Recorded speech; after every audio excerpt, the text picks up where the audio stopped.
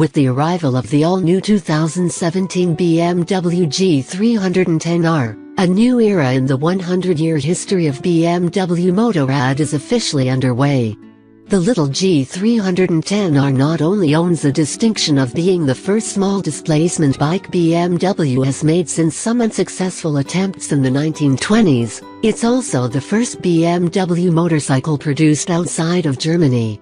The G310R is the first of two confirmed models based on this engine chassis combo, with more variation likely on the way.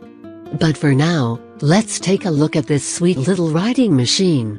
It has taken BMW a half-decade to perfect this bike and, after riding it on the mean streets of Los Angeles and the curvy canyons that surround it, I believe it was well worth the wait.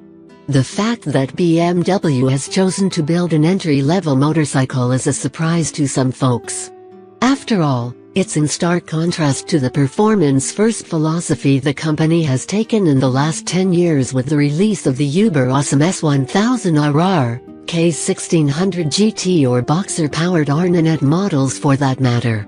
Instead, this is a purpose-built motorcycle for beginners, commuters, and riders who simply enjoy riding but are looking for something a bit more refined than the same old, small-bore bikes they've been offered in the past.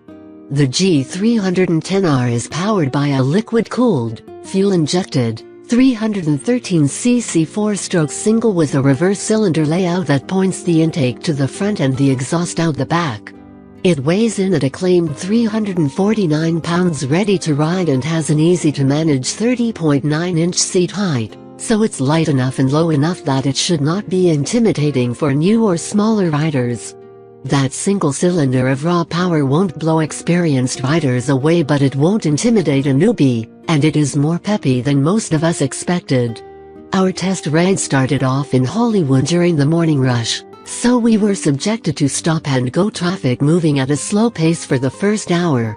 During that time I found the clutch pull to be very light, although the lever is not adjustable, and it was a long reach for my size medium hands. Shifting through the 6-speed transmission revealed that it makes precise gear changes with a bit of a schnick sound when the cogs and dogs align, but otherwise it's quite smooth.